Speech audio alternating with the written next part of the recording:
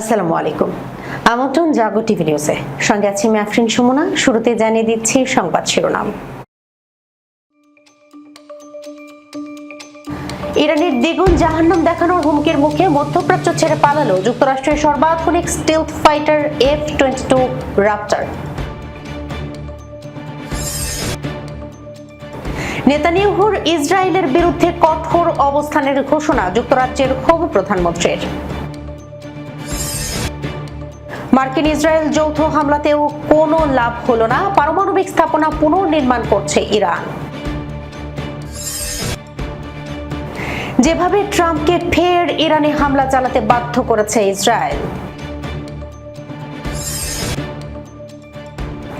যুক্তরাষ্ট্র ও ইসরায়েলের জন্য সোমালিল্যান্ডে গোপন ঘাঁটি বানাচ্ছে মুসলিম বিশ্বের শত্রু আমিরাত।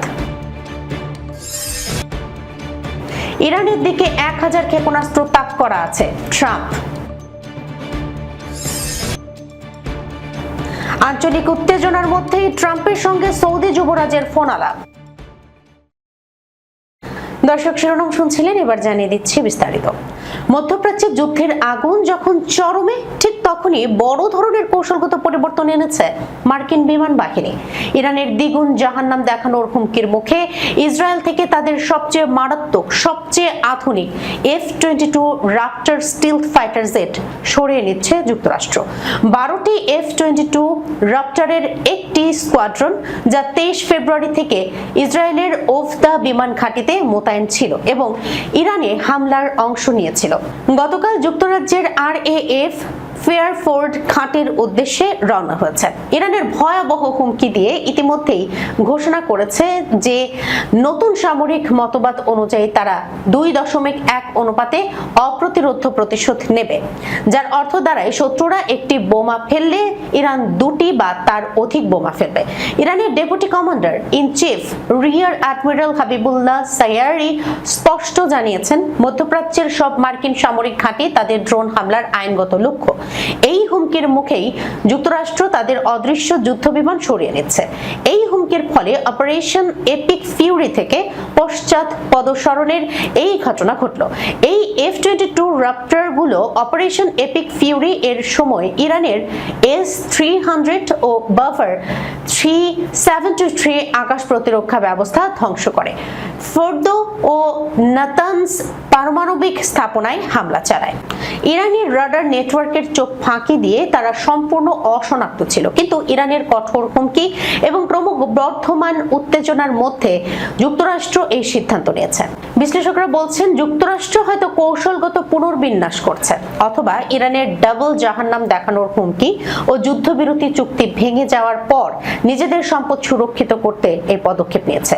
ইসরায়েলি প্রতিরক্ষা মন্ত্রী ইসরায়েল কাজ অবশ্য ঘোষণা দিয়েছেন, প্রয়োজনে তারা আরো বেশি শক্তি নিয়ে ইরানের বিরুদ্ধে সামরিক অভিযান পুনরায় শুরু করতে প্রস্তুত। তবে মার্কিন বিমান বাহিনীর এই প্রত্যাহার মধ্যপ্রাচ্যে মার্কিন সামরিক উপস্থিতি নিয়ে নতুন করে প্রশ্ন তুলেছে।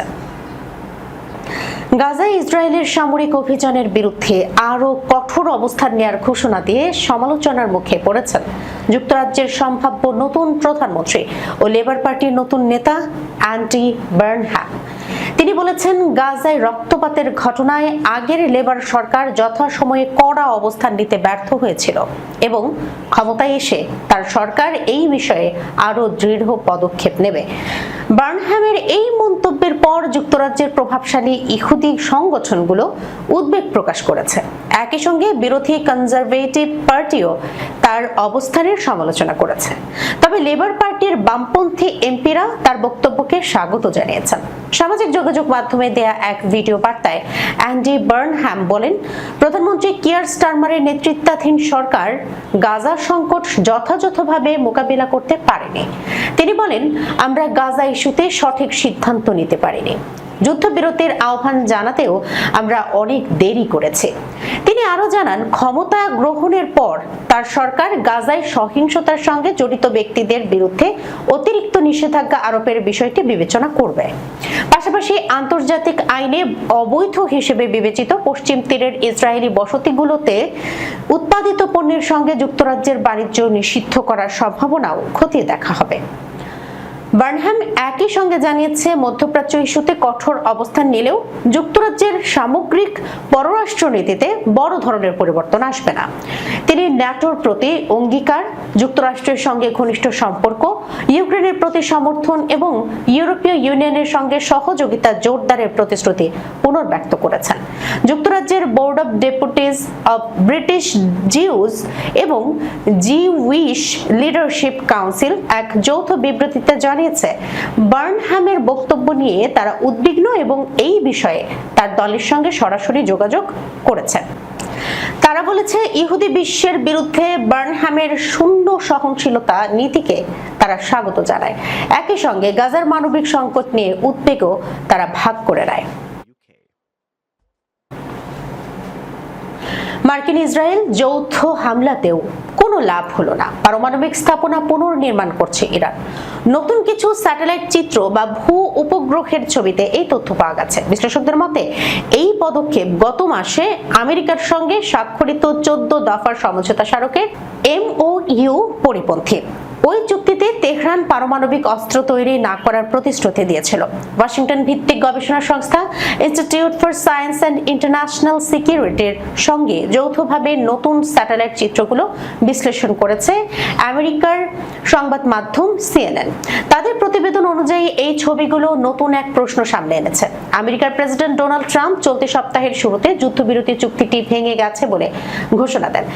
এর আগেই ইরান চুক্তি লঙ্ঘন করেছিল কিনা তা নিয়ে এখন সংশয় তৈরি হয়েছে। হরমুজ প্রণালীতে জাহাজে ক্রমাগত হামলার জবাবে আমেরিকার প্রশাসন সম্প্রতি ইরানের নতুন করে বিমান হামলা শুরু করার পরই এই তথ্য সামনে এলো।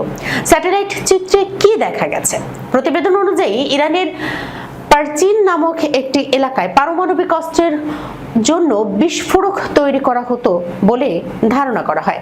গত ফেব্রুয়ারি মাসের শেষের দিকে আমেরিকা ও ইসরায়েলের যৌথ সামরিক হামলার আগে ইরান এই স্থাপনাটির চারপাশে একটি কংক্রিটের সুরক্ষা প্রাচীর তৈরি করেছিল। এতেই বোঝা যায় স্থাপনাটি তাদের কাছে কতটা গুরুত্বপূর্ণ ছিল। চলতি বছরের শুরুতে আমেরিকা ও ইসরায়েলের বোমা বর্ষণে পারচিনের এই সাইটটি ক্ষতিগ্রস্ত হয়। তবে জুন ও জুলাই মাসের নতুন ছবিতে দেখা গেছে তেহরান একটি মেরামত ও পুনর্নির্মাণের পদক্ষেপ নিচ্ছে।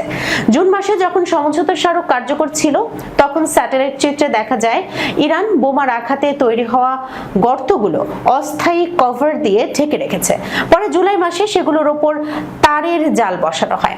ইরানের পারমাণবিক সক্ষমতা বাড়ানোর আরেকটি সন্দেহভাজন স্থান হলো পিকঅ্যাক্স মাউন্টেন।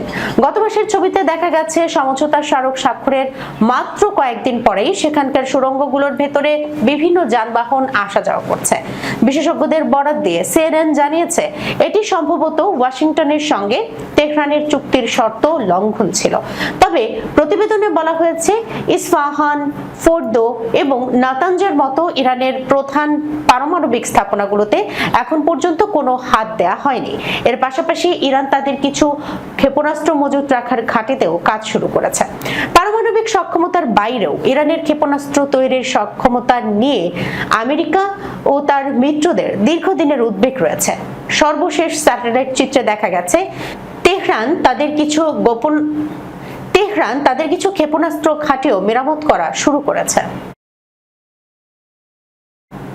ইরানের সর্বোচ্চ নেতা আয়াতুল্লাহ আলী খামেনির শেষ বিদায়ের আনুষ্ঠানিকতার মধ্যে দেশটিকে নতুন করে হামলা চালিয়েছে যুক্তরাষ্ট্র।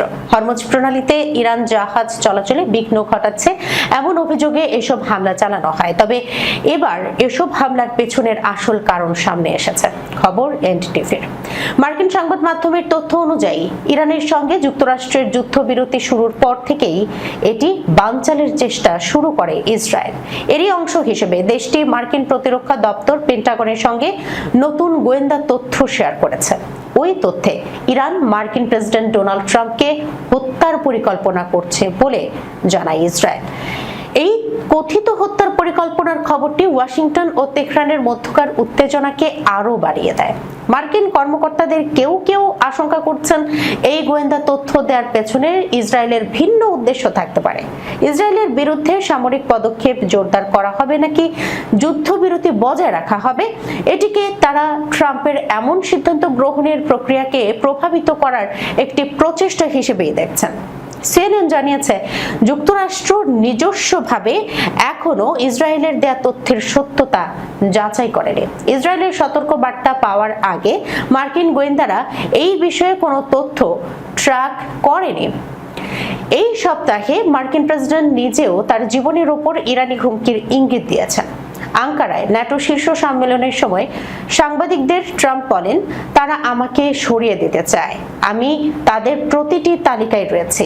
আজ সকালেও দেখলাম আমি তাদের প্রতিটি তালিকার শীর্ষে আছি। এখন পর্যন্ত আমি কিছুটা ভাগ্যবান ছিলাম, কিন্তু হয়তো সেই ভাগ্য খুব বেশি দিন স্থায়ী হবে না।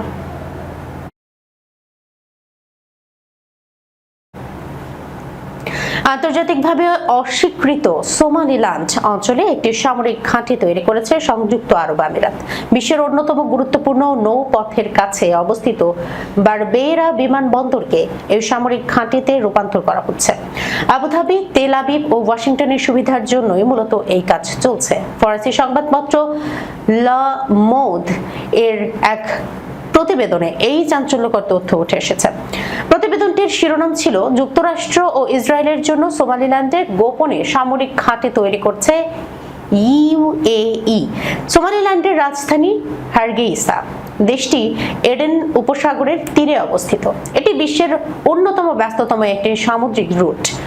অঞ্চলটির প্রায় 800 কিলোমিটার দীর্ঘ উপকূল রেখা রয়েছে। অন্যদিকে এখানকার বারবেরা বন্দরটি কৌশলগতভাবেই বাব আল মান্দাব প্রণালীর খুব কাছে অবস্থিত।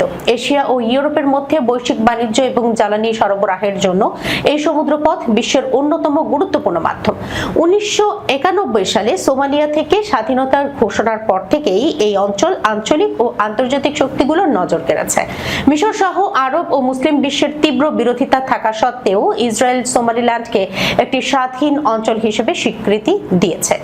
লা মৌদ তাদের প্রতিবেদনে আরও জানিয়েছে, ইসরায়েল ও সোমালিল্যান্ডের মধ্যে সামরিক সহযোগিতা দিনে দিনে বাড়ছে। উভয় পক্ষের সামরিক ও গোয়েন্দা প্রতিনিধিদের মধ্যে নিয়মিত পারস্পরিক সফর চলছে।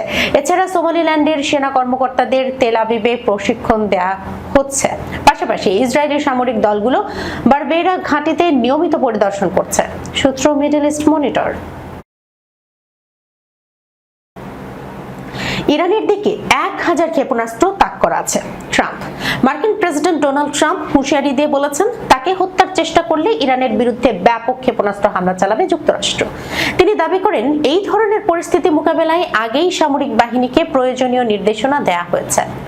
আজ নিজের সামাজিক যোগাযোগ মাধ্যম ট্রুথ সোশ্যালে দেয়া এক পোস্টে ট্রাম্প বলেন, ইসলামী প্রজাতন্ত্র ইরান যদি যুক্তরাষ্ট্রের বর্তমান প্রেসিডেন্ট অর্থাৎ আমাকে হত্যা বা হত্যার চেষ্টা করে, তাহলে 1000 ক্ষেপণাস্ত্র ইতিমধ্যেই লক্ষ্যবস্তু তাক করে প্রস্তুত রাখা হয়েছে।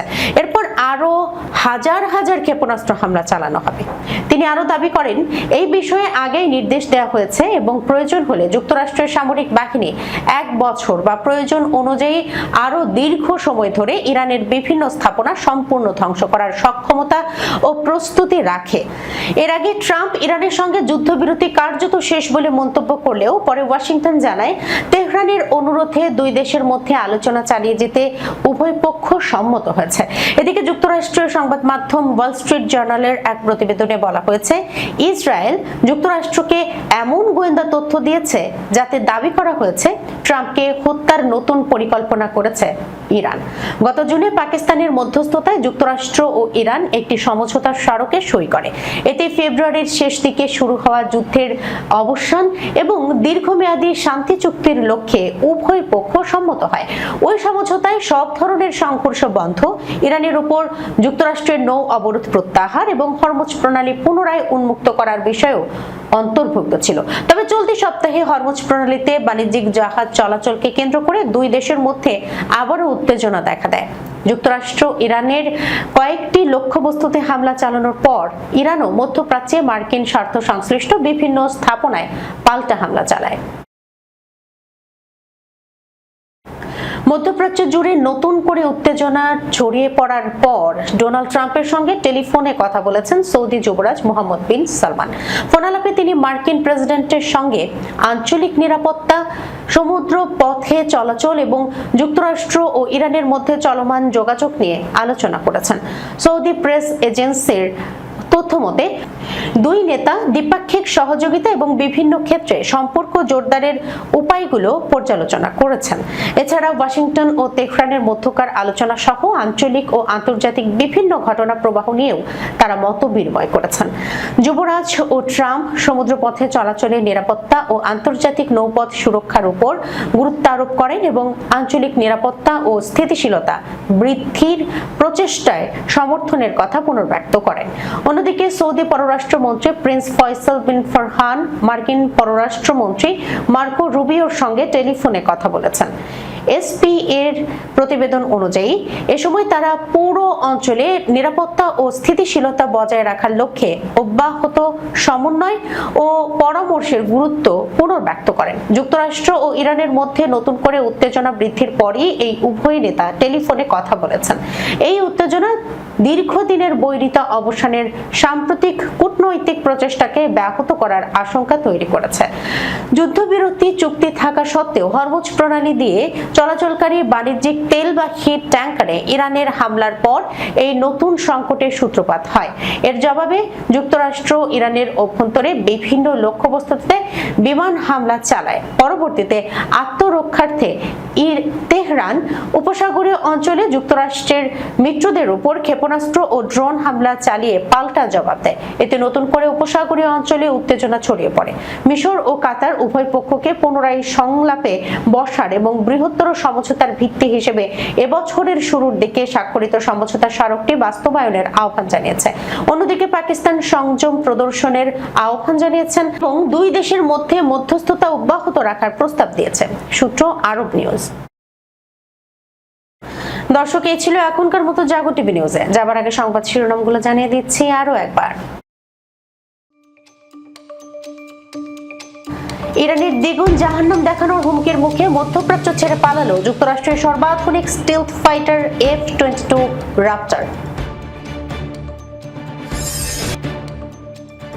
নেতানিয়াহুর ইসরায়েলের বিরুদ্ধে কঠোর অবস্থানের ঘোষণা যুক্তরাজ্যের হবু প্রধানমন্ত্রীর।